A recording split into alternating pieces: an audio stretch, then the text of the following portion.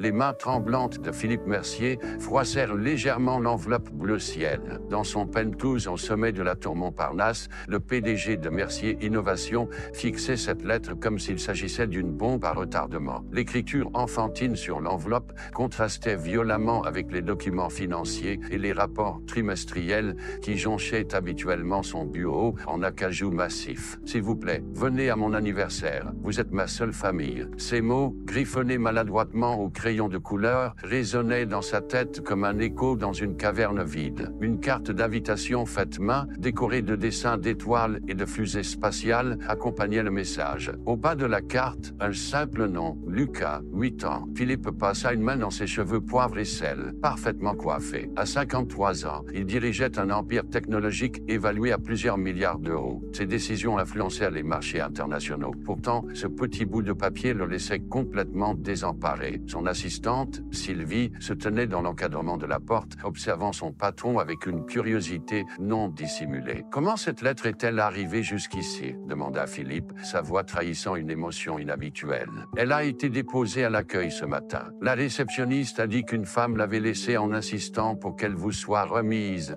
personnellement. » Une description de cette femme, brune, la quarantaine, élégante mais discrète. Elle n'a pas laissé de nom. Philippe se leva brusquement et s'approcha de la baie vitrée. Paris s'étendait à ses pieds, magnifique et indifférente. Le soleil de juin faisait scintiller la Seine au loin. Il ferma les yeux un instant, assailli par des souvenirs qu'il avait soigneusement enterrés pendant des années. « Annulez mes rendez-vous de l'après-midi », ordonna-t-il, sans se retourner. « Même celui avec les investisseurs japonais ?» s'étonna Sylvie, consultant son tablet. « Tous. » Malgré 20 ans de service, Sylvie n'avait jamais vu son patron dans cet état. Philippe Mercier était connu pour sa rigueur implacable et son dévouement absolu au travail. L'homme n'avait pas pris un seul jour de congé depuis le décès de sa femme, Caroline. Il y avait maintenant 9 ans. Seul dans son bureau, Philippe relut l'adresse indiquée sur l'invitation. 17 rue des Lilas, dans le 19e arrondissement. Un quartier populaire à des années-lumière de son univers,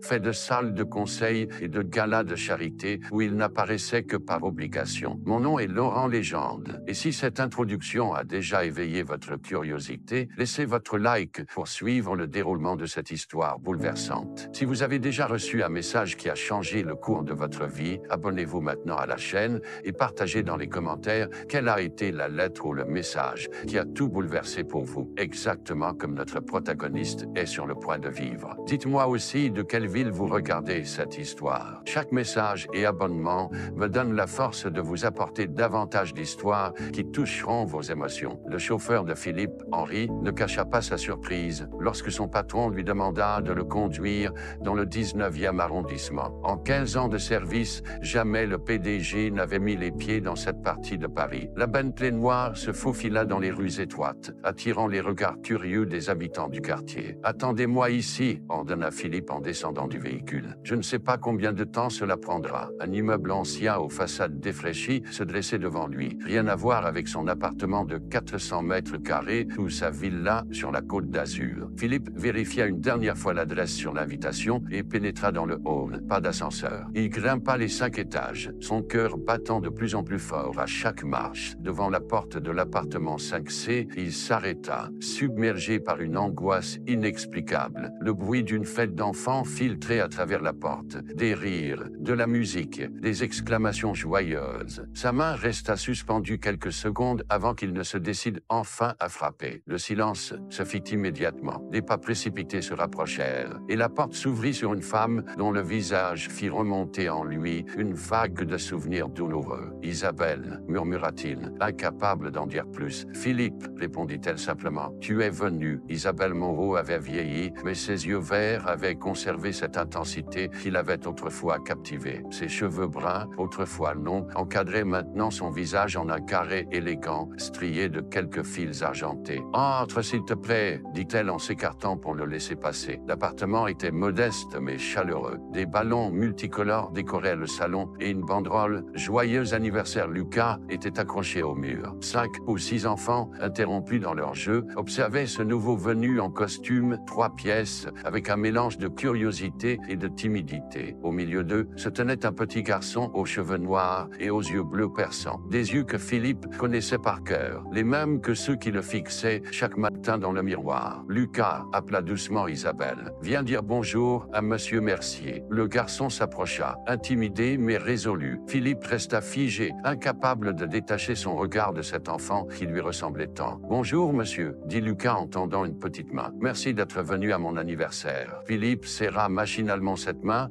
envahi par une émotion qu'il n'avait plus ressentie depuis des années. Il se tourna vers Isabelle, les yeux pleins de questions. « On peut parler en privé ?» demanda-t-il d'une voix à peine audible. Isabelle hocha la tête et s'adressa à une femme plus âgée présente dans la pièce. « Maman, tu peux surveiller les enfants un moment ?» Elle conduisit Philippe dans une petite cuisine. Dès que la porte se referma derrière eux, le PDG laissa éclater sa confusion. « Pourquoi maintenant, Isabelle? 8 ans? Tu as attendu 8 ans pour me dire que j'avais un fils? Je t'ai cherché quand j'ai appris que j'étais enceinte, » répondit-elle calmement. « Mais tu avais déjà épousé Caroline. Tu construisais ton empire. J'ai pensé qu'il valait mieux. » « Mieux? Tu as pensé qu'il valait mieux me priver de mon enfant? » La colère montait en lui, mêlée à une douleur profonde. « J'ai fait ce qui me semblait juste à l'époque, » dit Isabelle, les yeux brillants de larmes contenues. Mais Lucas pose de plus en plus de questions sur son père. Il a vu ta photo dans un magazine économique le mois dernier. Il a reconnu tes yeux, Philippe. Tes yeux. Philippe s'assit lourdement sur une chaise de la petite cuisine, les mains crispées sur ses genoux. L'appartement d'Isabelle, avec ses murs tapissés de dessins d'enfants et ses plantes vertes débordant des rebords de fenêtres, semblait appartenir à un univers parallèle, si loin de son monde aseptisé fait de verre et d'acier. « Comment as-tu pu me cacher ça, Isabelle ?» murmura-t-il, sa voix oscillant entre colère et chagrin. « Nous avons partagé 6 mois ensemble. »« 6 mois, Philippe ?» répliqua-t-elle en s'appuyant contre l'évier. « 6 mois pendant lesquels tu ne m'as jamais vraiment laissé entrer dans ta vie. Tu te souviens de nos rendez-vous? Toujours dans d'autres villes, toujours discret. J'étais ton secret, ta parenthèse. » Philippe voulut protester, mais les souvenirs affluaient, confirmant les paroles d'Isabelle. Leur histoire avait commencé lors d'un congrès d'innovation à Lyon. Elle était journaliste scientifique, brillante et passionnée. Il était déjà un entrepreneur en pleine ascension, fiancé à Caroline, fille d'un influent industriel parisien. Quand j'ai découvert ma grossesse, tu venais d'annoncer tes fiançailles officielles dans la presse. Je t'ai appelé plusieurs fois. Tes assistants me barraient systématiquement la route. J'aurais dû savoir, admit Philippe, le regard perdu dans le vide. J'aurais dû comprendre pourquoi tu insistais tant. Des rires d'enfants résonnèrent depuis le salon, ramenant Philippe à la réalité présente, son fils. Il avait un fils qui grandissait à quelques kilomètres de son bureau, sans qu'il en sache rien. « Il sait qui je suis ?» demanda-t-il. « Il sait que son père est quelqu'un d'important, qui travaille beaucoup. Je ne lui ai jamais menti, mais je ne lui ai pas tout dit non plus. Je lui ai simplement expliqué que parfois, les adultes font des choix compliqués. »« Des choix compliqués », répéta Philippe amèrement. « J'ai construit un empire, Isabelle. J'ai des bureaux sur 3 continents. Je gère plus de 5000 employés. Et pendant tout ce temps, tu as manqué ses premiers pas, ses premiers mots, ses premières questions sur le monde, » compléta Isabelle, sans animosité mais avec une tristesse palpable. « Il est brillant, Philippe, comme toi. À 8 ans, il dévore déjà des livres de science bien au-dessus de son âge. » Une bouffée de fierté inattendue envahit Philippe, immédiatement suivie d'un sentiment écrasant de perte. 8 années irrécupérables. « Pourquoi maintenant ?» demanda-t-il à nouveau, cherchant à comprendre. « Qu'est-ce qui a changé ?» Isabelle détourna le regard et Philippe sentit qu'elle lui cachait quelque chose. Il connaissait cette expression. C'était celle qu'elle avait lorsqu'elle hésitait à aborder un sujet difficile. « Isabelle, j'ai reçu un diagnostic il y a 3 mois, avoua-t-elle finalement.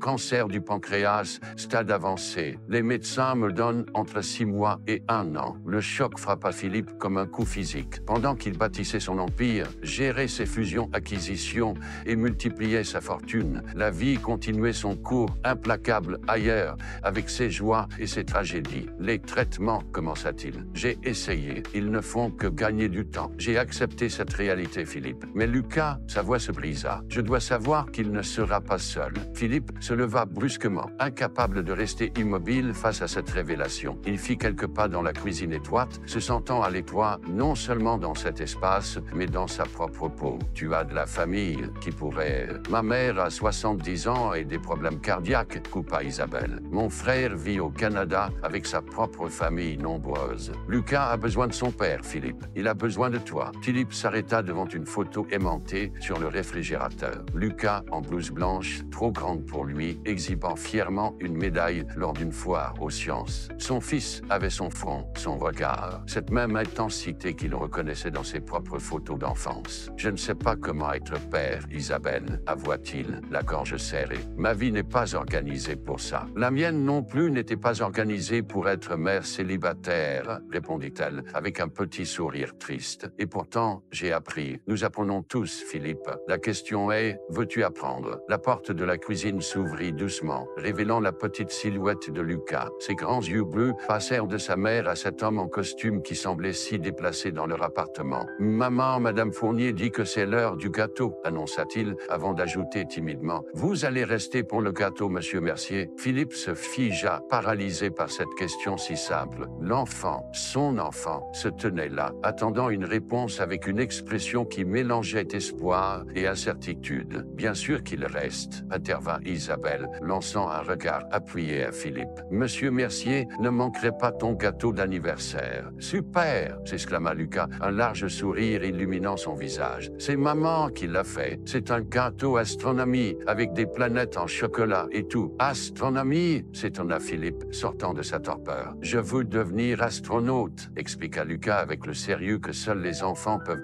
manifester en parlant de leurs rêves. « Ou astrophysicien, ou les deux, peut-être. » Philippe ne put s'empêcher de sourire. À son âge, il construisait déjà des circuits électroniques dans le garage de ses parents, rêvant d'inventions qui changeraient le monde. « C'est un objectif ambitieux, dit-il, s'accroupissant instinctivement pour se mettre au niveau de l'enfant. Maman dit que c'est bien d'avoir de grands rêves, même si parfois on doit prendre des chemins détournés pour y arriver. » Le regard de Philippe croisa celui d'Isabelle. Ses paroles innocentes résonnaient comme un écho de leur propre histoire. « Ta maman a raison, concéda-t-il. Les chemins les plus importants sont rarement les plus directs. » Lucas hocha la tête solennellement, comme s'il venait de recevoir une leçon précieuse, puis tendit impulsivement sa main vers Philippe. « Venez, les autres enfants veulent vous rencontrer. Je leur ai dit que vous étiez très important. » Cette simplicité désarmante fit vaciller les dernières défenses de Philippe. Il prit la petite main dans la sienne et se laissa guider vers le salon où les autres invités attendaient. Le gâteau, effectivement décoré comme un système solaire avec des planètes en chocolat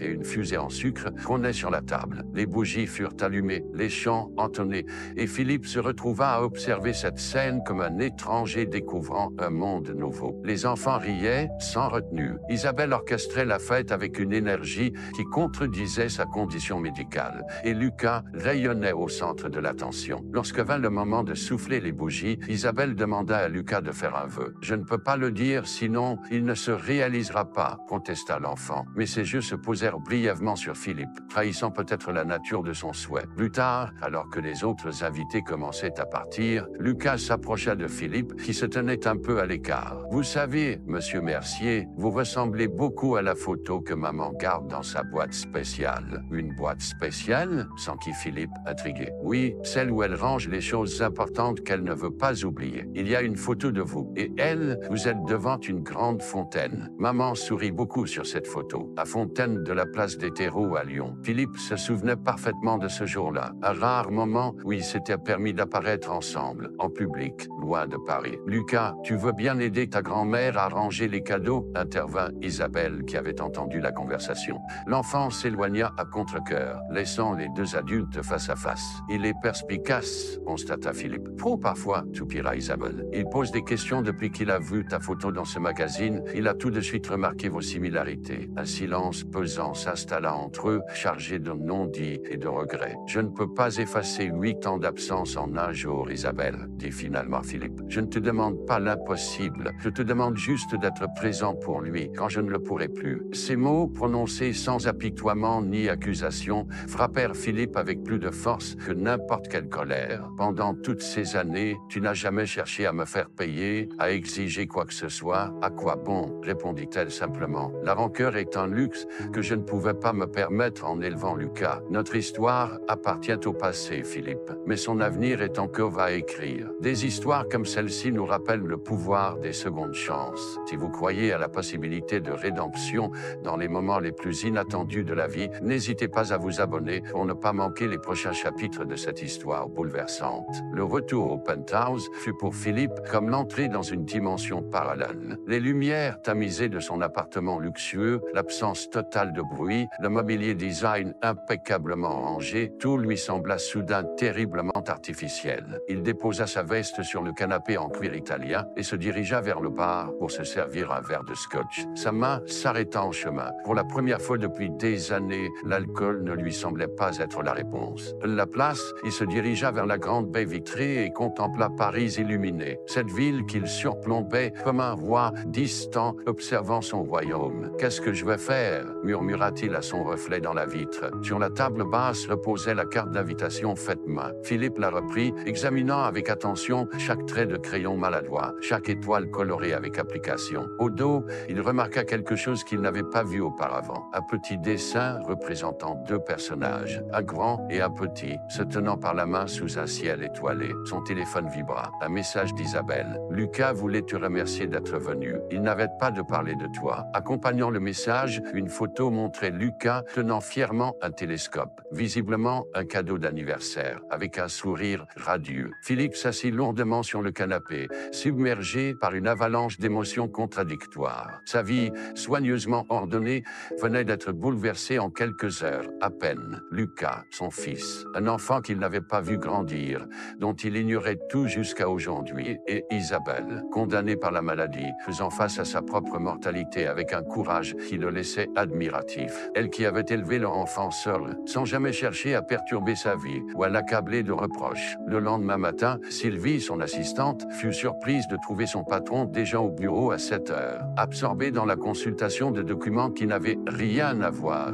avec les affaires courantes de l'entreprise. Sylvie, contactez notre service juridique. Je veux un rendez-vous dès que possible pour discuter de modifications dans mon testament et de questions de tutelle. De tutelle? Répéta Sylvie, confuse. Oui, et annuler ma participation au forum économique de la semaine prochaine. J'aurai besoin de temps pour régler des affaires personnelles. Philippe passa la journée à réorganiser son agenda, déléguant certaines responsabilités à ses directeurs, reportant des réunions qu'il aurait jugées cruciales seulement quelques jours plus tôt. Pour la première fois en 9 ans depuis la mort de Caroline, il envisageait sérieusement de s'absenter du bureau plus de 2 jours consécutifs. En fin d'après-midi, il reçut un appel de son ami Antoine Laurent, éminent oncologue à l'hôpital américain de Paris. « Phil, j'ai examiné le dossier médical que tu m'as transmis ce matin », commença Antoine, le ton grave. « Et le diagnostic est malheureusement correct. Cancer du pancréas, métastase au foie. Le traitement actuel est palliatif, pas curatif. Il n'y a vraiment rien d'autre à faire ?» insista Philippe, sentant monter en lui une frustration familière face à un problème qu'il ne pouvait résoudre à coups de millions. Il existe des traitements expérimentaux, des essais cliniques, mais les chances sont minces et les effets secondaires souvent dévastateurs. Philippe passa une main sur son visage fatigué. « Transmets-moi toutes les informations sur ces essais cliniques. Je veux tout savoir. » Le soir même,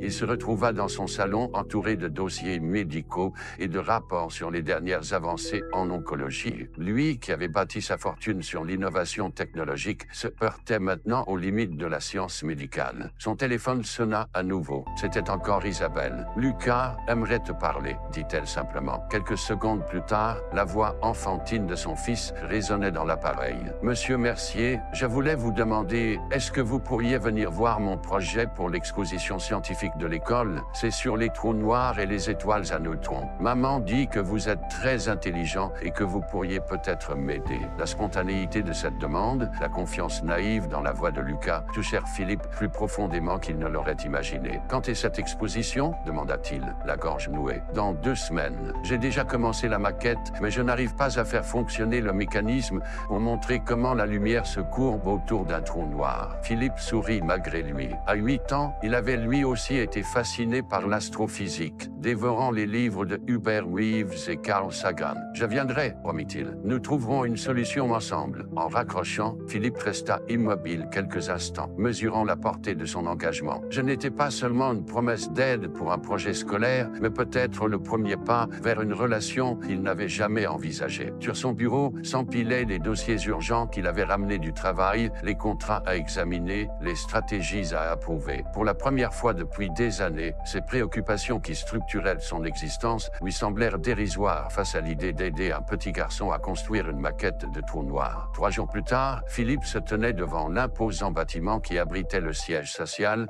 de Mercier Innovation. Mais aujourd'hui, il ne s'y rendait pas en tant que PDG. Il avait informé son conseil d'administration qu'il prenait une semaine de congé. Une annonce qui avait provoqué plus de stupeur que si la Tour Eiffel avait décidé de changer d'emplacement. À ses côtés se tenait Lucas, impressionné par la stature de l'édifice de verre et d'acier qui reflétait le ciel parisien. « C'est vraiment à vous tout ça ?» demanda l'enfant, le visage levé en une expression d'émerveillement. « C'est l'entreprise que j'ai fondée », répondit Philippe, se surprenant lui-même par la nuance qu'il apportait. Pour la première fois, il établissait une distinction entre sa personne et son empire. « Et c'est quoi exactement que vous fabriquez ? Des solutions technologiques, des systèmes qui permettent aux appareils de communiquer entre eux, de traiter des informations très rapidement. Oui, comme des robots intelligents ?» Philippe sourit. « Pas exactement des robots, mais de l'intelligence artificielle. Oui, des programmes qui apprennent et s'adaptent. » Ils entrèrent dans le hall spacieux, où la réceptionniste eut du mal à dissimuler sa surprise en voyant le grand patron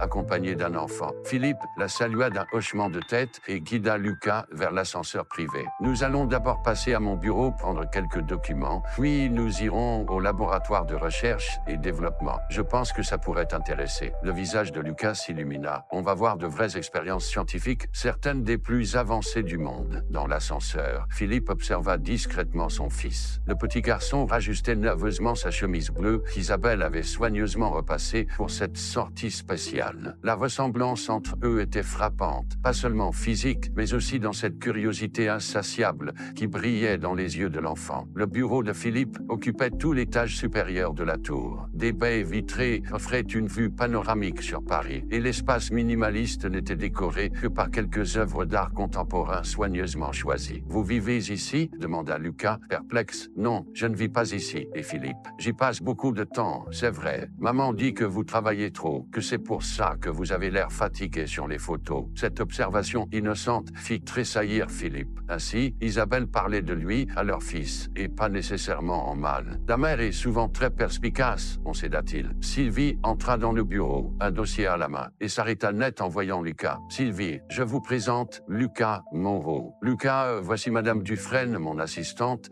sans qui cette entreprise s'effondrerait probablement en moins d'une semaine. »« Bonjour, madame », salua poliment Lucas en tendant la main. Sylvie serra cette petite main, son regard passant de l'enfant à Philippe avec une question muette. « Sylvie, pouvez-vous nous faire préparer l'accès au laboratoire B et demander à Jean-Marc de nous y rejoindre dans une demi-heure ?»« Bien sûr, monsieur, » répondit-elle, professionnelle comme toujours malgré sa curiosité évidente. Une fois Sylvie sortie, Lucas s'approcha de la grande baie vitrée. « On voit presque chez nous d'ici, » dit-il en pointant vaguement vers le nord-est de Paris. « Vraiment, tu vis dans le 19e, c'est ça? » « Oui, avant, on habitait à Lyon. Mais maman a trouvé du travail ici quand j'avais 4 ans. Elle est traductrice scientifique. Elle parle 5 langues. » Philippe enregistra cette information avec un pincement au cœur. Isabelle, brillante polyglotte, réduite à traduire les travaux des autres, alors qu'elle-même avait eu tant de potentiel comme journaliste scientifique. « Elle a dû faire beaucoup de sacrifices pour s'occuper de toi, » dit-il doucement. Lucas haussa les épaules avec cette insouciance propre à l'enfance. Elle dit que ce n'était pas des sacrifices, juste des choix, des choix. Ce mot résonnait avec une force particulière dans l'esprit de Philippe. Toute sa vie avait été une succession de choix, orientés vers la réussite professionnelle, l'accumulation de pouvoir et de richesse. Jamais il n'avait envisagé qu'il puisse exister une autre mesure du succès. Ils se rendirent ensuite au laboratoire où Jean-Marc Pelletier, directeur de la recherche, les accueillit avec un enthousiasme contagieux. Le scientifique barbu aux allures d'ours sympathique était l'un des rares employés qui osait traiter Philippe comme un égal plutôt que comme un supérieur intimidant. « Alors c'est toi, le petit génie de l'astrophysique » s'exclama Jean-Marc en s'accroupissant pour saluer Lucas. « Ton père m'a dit que tu préparais un projet sur les trous noirs. » Philippe sentit son cœur manquer un battement à l'entente du mot « père ». Il avait simplement dit à Jean-Marc qu'il viendrait avec le fils d'une amie. « Oui, monsieur », répondit Lucas, trop excité par l'environnement futuriste du laboratoire pour remarquer ce détail. « J'essaie de montrer comment la gravité des trous noirs déforme l'espace-temps. Eh bien, nous avons justement une simulation qui pourrait t'intéresser. » Jean-Marc les guida vers une pièce adjacente où une projection tridimensionnelle montrait un modèle complexe d'un trou noir déformant la lumière des des étoiles environnantes. Lucas resta bouche bée devant ce spectacle, bombardant Jean-Marc de questions sur la mécanique du phénomène, la radiation de Hawking, l'horizon des événements. Le scientifique répondait avec patience, visiblement impressionné par les connaissances du garçon. Philippe observait cette scène avec un mélange d'émerveillement et de mélancolie. Dans une autre vie, une vie où il aurait fait d'autres choix, aurait-il pu partager de tels moments avec son fils dès son plus jeune âge? Au moment où ils quittèrent le laboratoire, son téléphone vibra. Un message d'Antoine, l'oncologue. J'ai parlé à un collègue de l'Institut Gustave Roussy. Essai clinique prometteur. Peux-tu m'appeler? Philippe sentit l'espoir renaître en lui. Gustave Roussy était l'un des centres de cancérologie les plus avancés d'Europe. Tout va bien? Demanda Lucas, remarquant son changement d'expression. Oui, répondit Philippe. En fait, c'est peut-être une très bonne nouvelle pour ta mère. Les grands yeux bleus de Lucas s'écarquillèrent. Vous allez aider maman à guérir? La simplicité de cette question, la confiance absolue dans le regard de l'enfant, frappèrent Philippe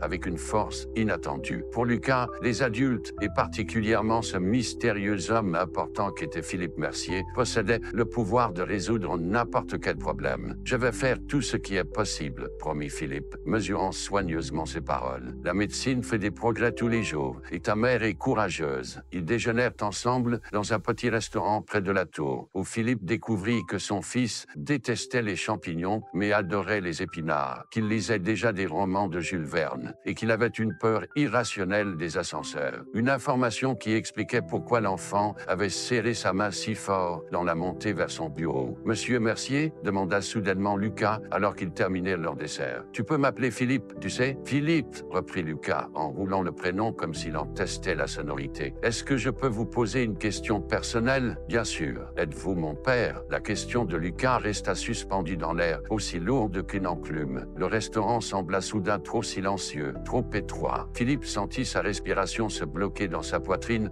tandis que le regard innocent mais déterminé de son fils le transperçait. Des années de négociations impitoyables, de conférences de presse sous pression, de décisions impliquant des milliards d'euros n'avaient pas préparé Philippe à ce moment. Pour la première fois depuis longtemps, il se sentait totalement vulnérable. « Qu'est-ce qui te fait penser ça ?» demanda-t-il finalement, gagnant quelques secondes. Lucas haussa les épaules avec une maturité surprenante pour son âge. « Plusieurs choses. Vous avez les mêmes yeux que moi. Maman devient bizarre quand on parle de vous. Et puis Jean-Marc au laboratoire. Il a dit « ton père » en parlant de vous. Philippe prit une profonde inspiration. Une partie de lui voulait temporiser, dire qu'ils en parleraient avec Isabelle, trouver une échappatoire élégante. Mais en regardant ce petit visage qui attendait la vérité, il comprit qu'il ne pouvait plus fuir. « Oui, Lucas, je suis ton père. » Le garçon hocha la tête, comme si cette confirmation ne faisait que valider ce qu'il savait déjà. « Pourquoi vous n'êtes jamais venu me voir avant ?» La question frappa Philippe comme un coup physique. Aucune accusation dans le ton, juste une curiosité sincère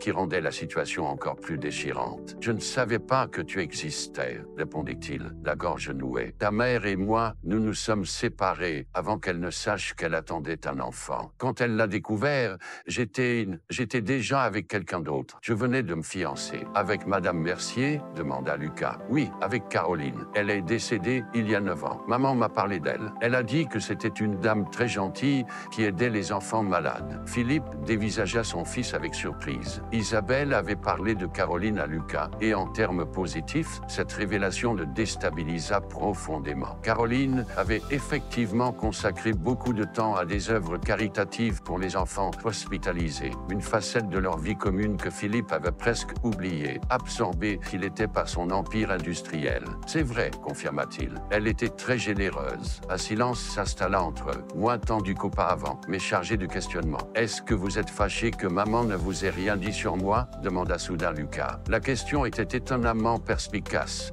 touchant directement au conflit intérieur qui déchirait Philippe depuis la révélation. J'ai été surpris, admit-il. Peut-être un peu en colère au début, oui, mais je comprends mieux maintenant. Ta mère a fait ce qu'elle pensait être le mieux pour toi. Elle dit toujours que les adultes font parfois des erreurs, même quand ils essaient de faire les bonnes choses. Philippe ne put s'empêcher de sourire devant cette sagesse enfantine qui résumait si bien la complexité des relations humaines. Ta mère est une femme très intelligente. Lucas joua un moment avec sa cuillère avant de poser la question qui semblait vraiment lui lui tenir à cœur. Maintenant que vous savez que je suis votre fils, est-ce que vous allez rester dans ma vie? La vulnérabilité dans cette question, la peur du rejet à peine voilé, bouleversa Philippe. Il pensa à sa vie d'avant, les réunions interminables, les voyages d'affaires, les soirées solitaires dans son penthouse avec pour seule compagnie des rapports financiers, une existence qu'il avait cru combler, mais qui lui apparaissait maintenant terriblement vide face à ce petit garçon qui attendait une promesse. Oui, Lucas, je vais rester dans ta vie. Ces mots sortirent avec une certitude qui le surprit lui-même. Si tu le veux bien, j'aimerais apprendre à être ton père. Le visage de Lucas s'illumina d'un sourire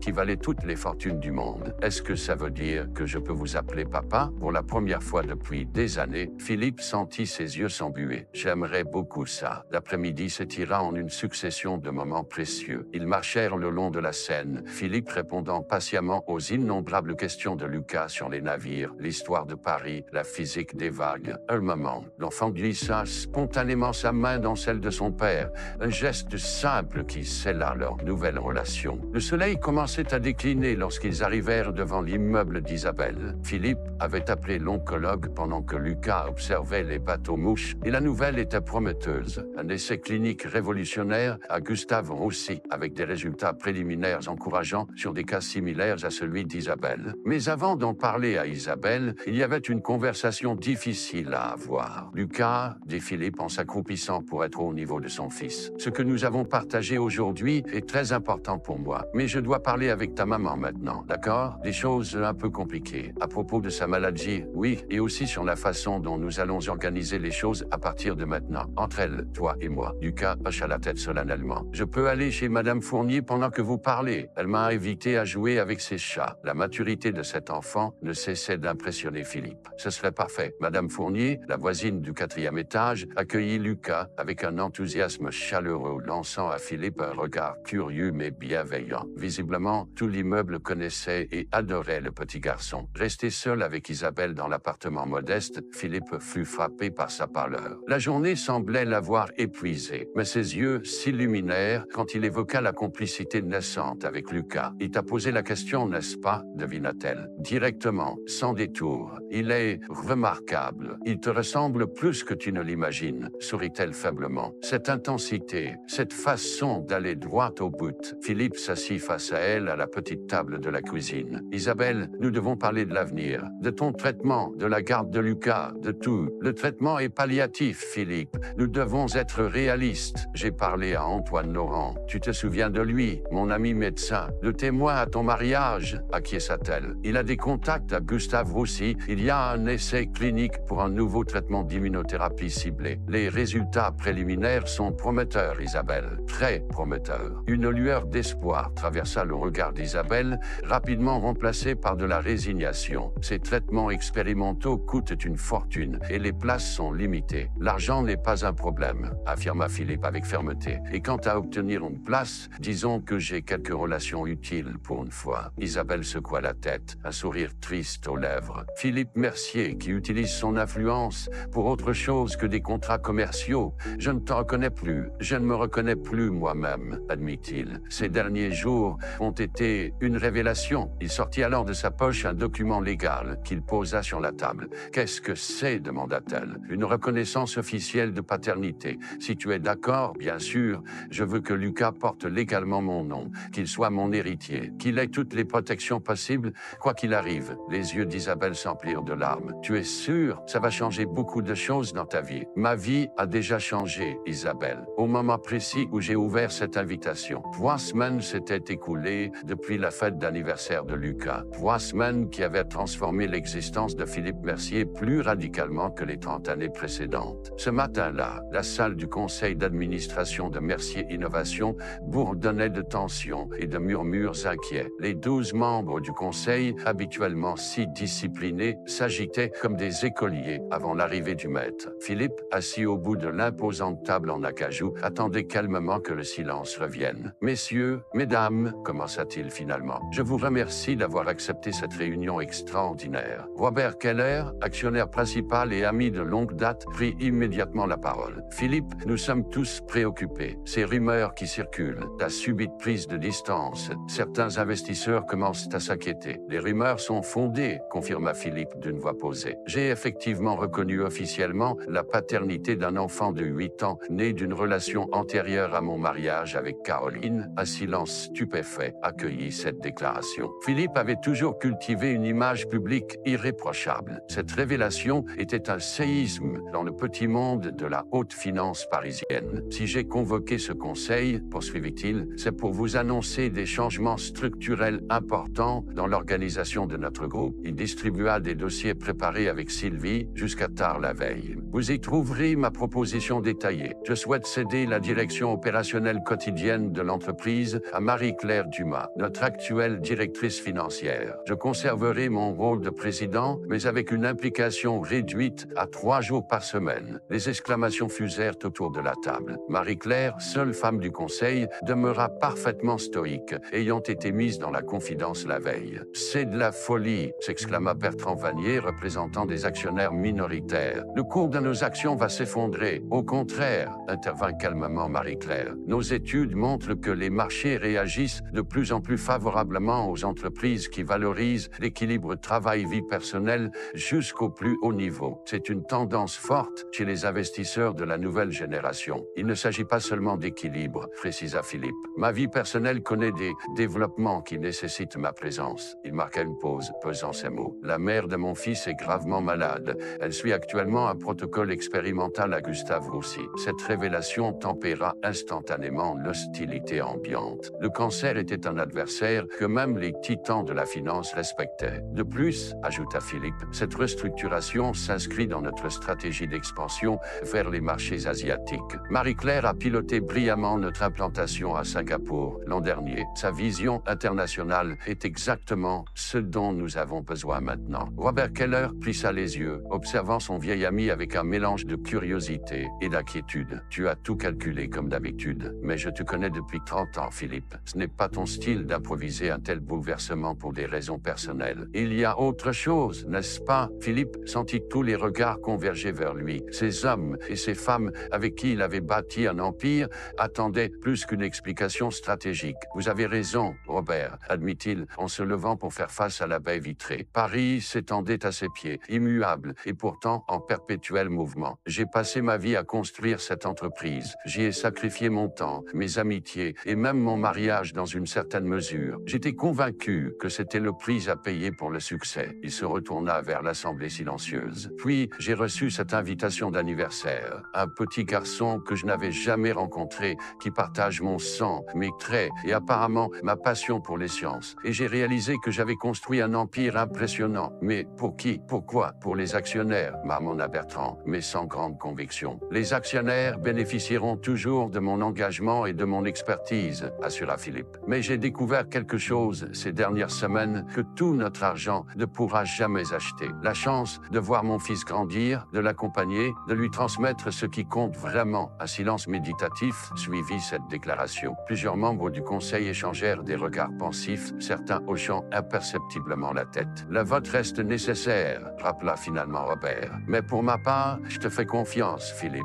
Tu n'as jamais pris une décision sans la peser sous tous les angles. Le conseil vota. La proposition fut adoptée à une large majorité, avec seulement 2 abstentions. La réunion se termina dans une atmosphère étrangement émotive pour ses habitués des batailles financières. Philippe quitta la tour avec un sentiment de légèreté qu'il n'avait pas connu depuis des années. Son chauffeur l'attendait pour le conduire à l'hôpital Gustave Roussy, où Isabelle commençait aujourd'hui son 3e cycle de traitement. En traversant Paris, il repensa aux événements des dernières semaines, la signature officielle de reconnaissance de paternité, le déménagement d'Isabelle et Lucas dans un appartement plus grand et plus proche de l'hôpital, qu'il avait acheté sans hésitation, les premiers dîners ensemble, maladroits, puis progressivement plus détendus, les week-ends passés à aider Lucas avec son projet de trou noir, désormais presque terminé. À l'hôpital, il trouva Isabelle allongée dans sa chambre privée, un livre ouvert sur ses genoux. Elle semblait épuisée par les traitements, mais ses yeux brillaient d'un éclat combatif. « Comment s'est passée la réunion ?» demanda-t-elle, après qu'il l'eut embrassée sur le front. « Ils ont accepté. Marie-Claire prend les rênes opérationnelles dès lundi. Elle est brillante, sourit Isabelle. Tu as fait le bon choix. Comment te sens-tu aujourd'hui? Comme quelqu'un qu'on empoisonne pour la sauver, répondit-elle, avec un faible sourire. Mais le docteur Moreau est optimiste. Les marqueurs tumoraux Moreau ont légèrement diminué depuis le dernier traitement. Philippe prit sa main, remarquant sa fragilité. Tu te bats comme une lionne. J'ai de bonnes raisons de me battre. Elle hésita un instant avant d'ajouter « Philippe, il faut qu'on parle de l'avenir, de Lucas. Nous en avons déjà discuté. Il vivra avec moi si... » Il ne put terminer sa phrase. « Je sais, mais ce n'est pas de ça que je veux parler. » Elle se redressa légèrement dans son lit. « Lucas est perturbé par tous ces changements. Il est heureux de t'avoir trouvé,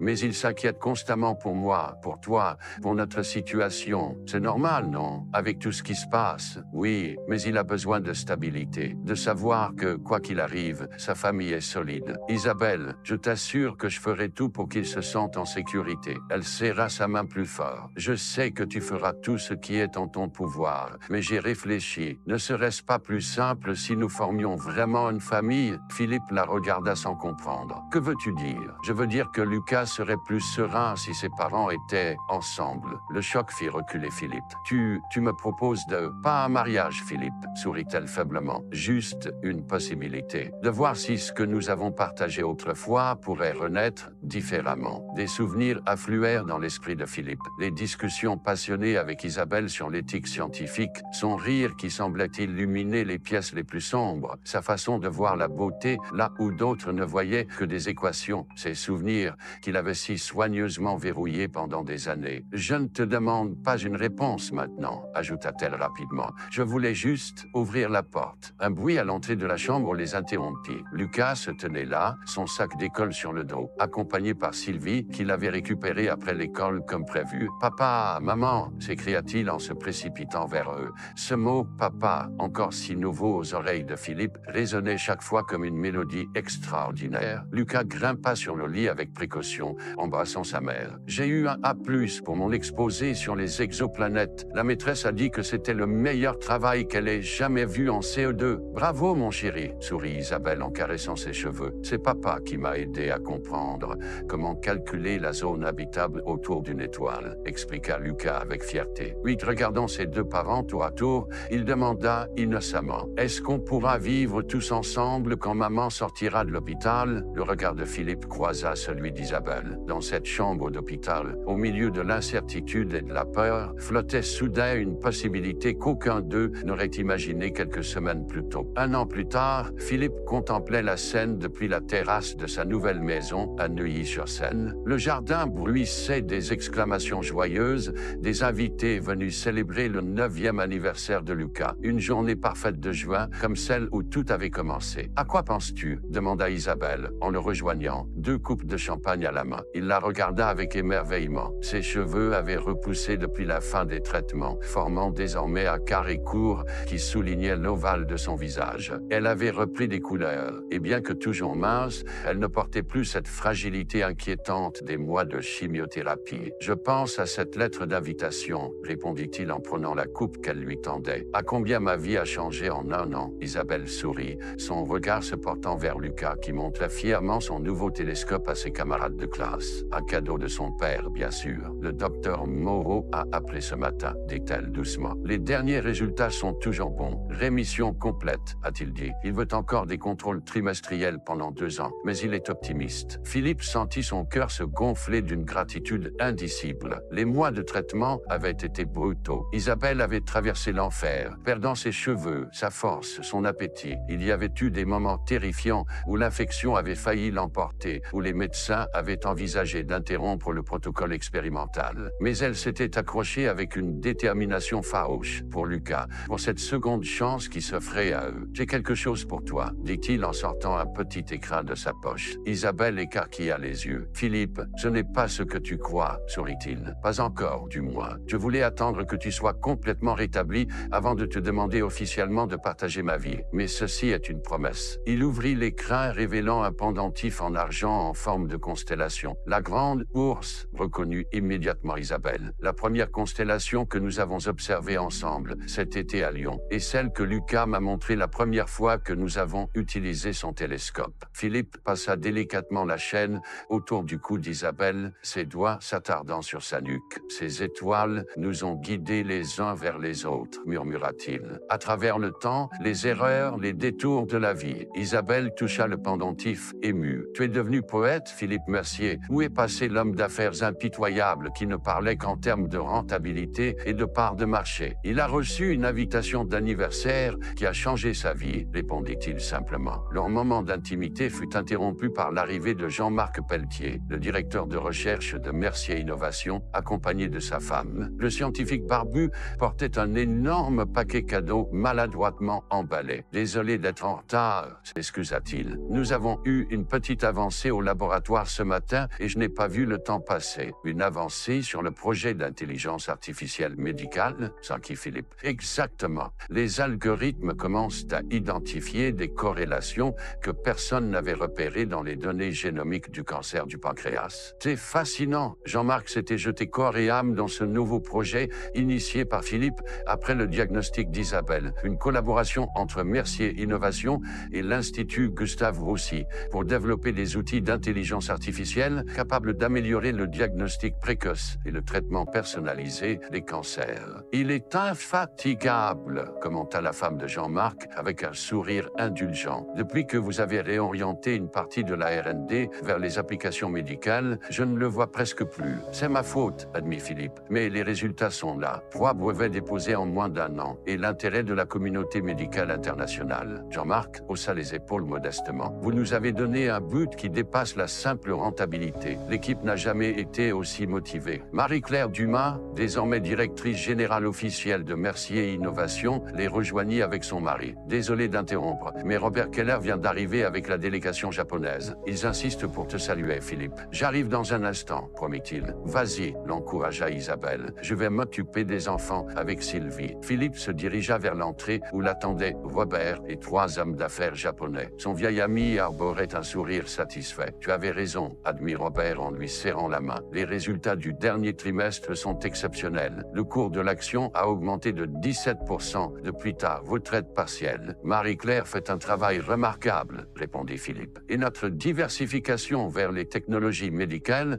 ouvre des perspectives que nous n'avions pas anticipées, sans parler de l'image de marque, ajouta Robert. Le PDG qui réduit son temps de travail pour s'occuper de son fils et soutenir la mère malade de l'enfant, les médias adorent cette histoire. Philippe fronça les sourcils. Il détestait l'idée que sa vie personnelle serve d'outil marketing, même involontairement. Ce n'était pas calculé, Robert. Je sais, sourit son ami. C'est justement ça qui est beau. Monsieur Tanaka et ses associés sont très impressionnés par notre projet d'IA médicale. Ils proposent un partenariat pour le marché asiatique. Après avoir échangé quelques formules de politesse avec les investisseurs japonais, Philippe les confia aux bons soins de Marie-Claire pour rejoindre le cœur de la fête. Lucas venait de souffler ses bougies sous les applaudissements des invités. Isabelle se tenait près de lui, une main protectrice sur son épaule, rayonnante dans sa robe d'été bleue. La mère d'Isabelle, qui s'était installée à Paris après la maladie de sa fille, distribuait le gâteau aux enfants surexcités. Cette scène de bonheur domestique, si banale pour beaucoup, représentait pour Philippe un trésor inestimable qu'il avait failli ne jamais connaître. Et maintenant, les cadeaux, annonça joyeusement la grand-mère. Lucas se précipita vers la pile colorée qui l'attendait, mais s'arrêta soudain, cherchant son père du regard. « Papa, tu viens, je veux que tu sois à côté de moi !» Philippe s'approcha, s'asseyant près de son fils sur le banc de jardin. Isabelle les rejoignit, formant un tableau familial qui semblait à la fois nouveau et étrangement familier, comme si cet arrangement avait toujours été leur destination naturelle. « Commence par celui-ci », suggéra Philippe, en désignant une longue boîte plate. Lucas déchira l'emballage avec impatience, révélant un document encadré. Son expression passa de la curiosité à l'incompréhension, puis à l'émerveillement. « C'est mon acte de naissance ?» demanda-t-il perplexe. « Regarde bien », l'encouragea Isabelle. Le document était effectivement un acte de naissance, mais pas l'original. Une version modifiée où figurait désormais officiellement Lucas Mercier-Moreau. « J'ai un nouveau nom ?» s'étonna Lucas. « Pas tout à fait nouveau », expliqua Philippe. « C'est ton nom complet maintenant. Ce document officialise ce que nous savons déjà tous. Tu es mon fils et je suis ton père. Légalement, complètement, définitivement. » Les yeux de Lucas s'emplirent de larmes. Sans un mot, il se jeta dans les bras de Philippe, le serrant avec toute la force de ses 9 ans. Par-dessus la tête de leur fils, le regard de Philippe croisa celui d'Isabelle. Une compréhension silencieuse passa entre eux. Ils avaient traversé des épreuves qui auraient brisé beaucoup de couples établis depuis longtemps. Eux qui n'étaient encore qu'au début de leur redécouverte mutuelle en étaient sortis plus forts, plus unis. Il y a un autre cadeau qui va avec, dit doucement Isabelle. Celui-là vient de nous deux. Elle tendit à Lucas une grande enveloppe. À l'intérieur, des brochures colorées et 3 billets d'avion. Cap Canaveral, s'exclama Lucas, incrédule. On va voir un lancement de fusée, pour de vrai, pas n'importe quel lancement, précisa Philippe. Le premier vol habité vers la station spatiale Lunar Gateway. Nous avons des places pour la zone d'observation officielle. Lucas, littéralement sans voix, passait des brochures aux billets d'avion, son visage exprimant un bonheur absolu. C'est notre premier voyage tous les trois, ajouta Isabelle. La première de nombreuses aventures familiales, j'espère. Philippe enlaça son fils d'un bras et attira Isabelle de l'autre. Un an plus tôt, il se tenait seul au sommet d'un empire financier, convaincu que le succès se mesurait en milliards d'euros et en parts de marché. Aujourd'hui, entouré de sa famille retrouvée, il savait enfin ce que signifiait vraiment la richesse. 5 ans plus tard, la nuit était particulièrement claire sur le toit terrasse de l'observatoire privé que Philippe avait fait construire dans leur propriété en Provence. Le puissant télescope Céleston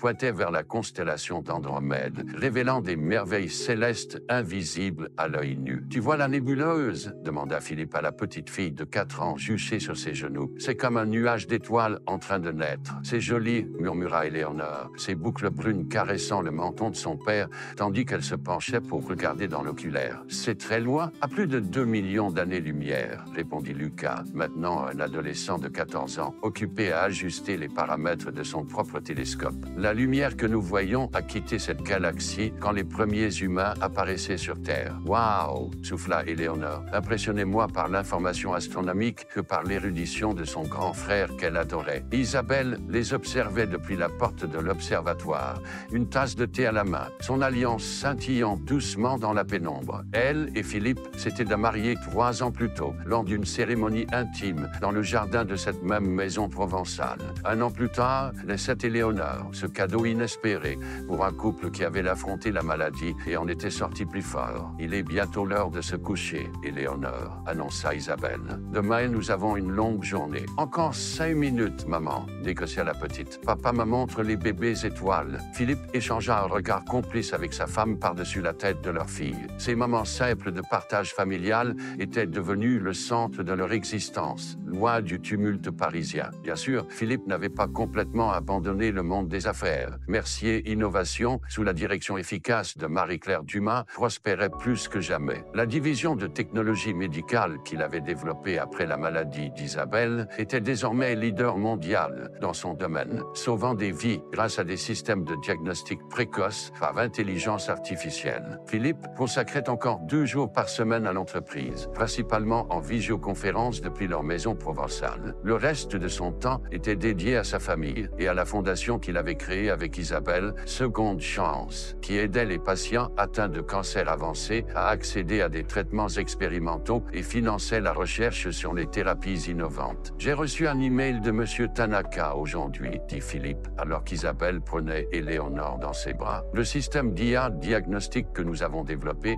a permis de détecter précocement plus de 2000 cas de cancer du pancréas l'année dernière au Japon. 2000 vies potentiellement sauvées, sourit Isabelle, comme la mienne. Et tout ça grâce à une invitation d'anniversaire, murmura Philippe. Lucas, qui avait entendu cette phrase maintes fois, leva les yeux au ciel avec l'indulgence typique des adolescents pour les sentimentalismes parentaux. Mais son sourire trahissait sa fierté d'avoir été, sans le savoir, l'instigateur de cette transformation familiale. J'avais couché Éléonore, annonça Isabelle. Ne restez pas trop tard tous les deux. Nous devons partir tôt pour Marseille demain. Resté seul avec son fils, Philippe contempla le ciel étoilé. Lucas avait tellement grandi ces dernières années. À 14 ans, il était déjà plus grand que sa mère, avec la silhouette élancée et les traits déterminés de son père. Ses résultats scolaires étaient exceptionnels, particulièrement en sciences, et il venait d'être sélectionné pour participer à un programme international de jeunes astrophysiciens à l'Observatoire de Marseille, d'où leur visite prévue le lendemain. « Tu es nerveux pour demain ?» demanda Philippe. « Un peu », admit Lucas en ajustant méticuleusement la mise au point de son télescope. « Je suis le plus jeune du programme. La plupart des autres participants ont déjà 16 ou 17 ans. Tu as mérité ta place. Ton projet sur les exoplanètes potentiellement habitables était remarquable. Grâce à ton aide et à l'accès au supercalculateur de Mercier Innovation, rappela Lucas. Les outils ne font pas le scientifique, répondit Philippe. Ta mère et moi sommes immensément fiers de toi. Lucas abandonna abandonna son télescope et vint s'asseoir à côté de son père sur le banc d'observation. « Je repensais à mon 8e anniversaire l'autre jour, dit-il d'une voix pensive. Tu te souviens quand tu es apparu à notre porte, l'air complètement perdu. » Philippe sourit à ce souvenir. « J'étais terrorisé. »« Vraiment? Toi, terrorisé? » »« Absolument. Affronter un conseil d'administration hostile ou négocier un contrat de plusieurs milliards me semblait facile en comparaison. Mais rencontrer ce petit garçon dont j'ignorais l'existence quelques heures plus tôt, c'était la chose la plus intimidante que j'ai jamais faite. » Lucas considéra cette révélation avec une expression songeuse. « Et maintenant, c'est la meilleure décision que j'ai jamais prise. Franchir cette porte a changé ma vie, Lucas. Ça m'a donné une seconde chance que je ne méritais peut-être pas. »« Tu l'as méritée, » affirma Lucas avec la certitude tranquille de l'adolescence. Puis après un moment de silence, « Tu crois que je pourrais devenir astronaute pour de vrai? »« Je crois que tu peux devenir tout ce que tu veux, » répondit sincèrement Philippe. « Astronaute, astrophysicien ou les deux. » Lucas sourit à cette référence à leur première vraie conversation 5 ans plus tôt. « Tu sais, » poursuivit Philippe, « j'ai réalisé quelque chose récemment. Toute ma vie, j'ai construit des systèmes pour connecter les gens, les appareils, les données, mais je n'avais jamais vraiment compris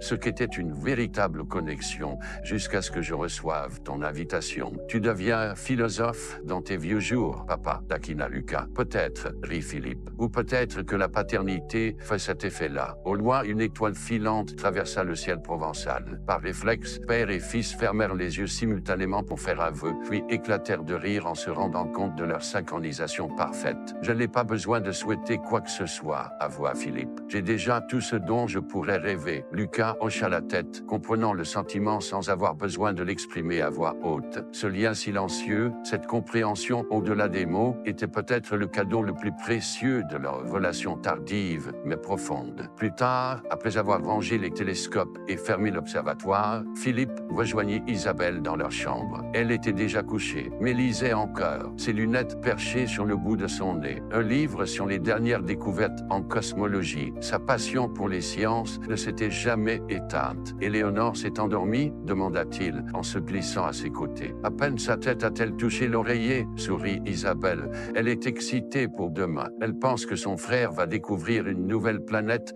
et lui donner son nom. Me connaissant Lucas, ça ne m'étonnerait pas, » plaisanta Philippe. Il prit la main d'Isabelle, caressant doucement la cicatrice laissée par les perfusions de chimiothérapie, désormais presque invisible. 5 ans de rémission complète. Les médecins parlaient là maintenant de guérison avec une assurance croissante. « J'ai reçu un appel de Jean-Marc aujourd'hui, » dit Isabelle. « La Fondation a approuvé le financement de 10 nouveaux patients pour le protocole expérimental. 10 familles qui vont recevoir leur seconde chance. Comme nous, murmura Philippe. Comme nous, confirma-t-elle, en se blottissant contre lui, dans le silence apaisant de leur chambre provençale. Philippe Mercier, autrefois défini uniquement par son empire financier, s'endormit avec la certitude tranquille d'avoir finalement trouvé sa véritable richesse. Non pas dans les chiffres d'une valorisation boursière, mais dans les liens invisibles et indestructibles qui l'unissaient désormais à sa famille. Ces connexions que toute sa fortune n'aurait jamais pu acheter, mais qu'une simple invitation d'anniversaire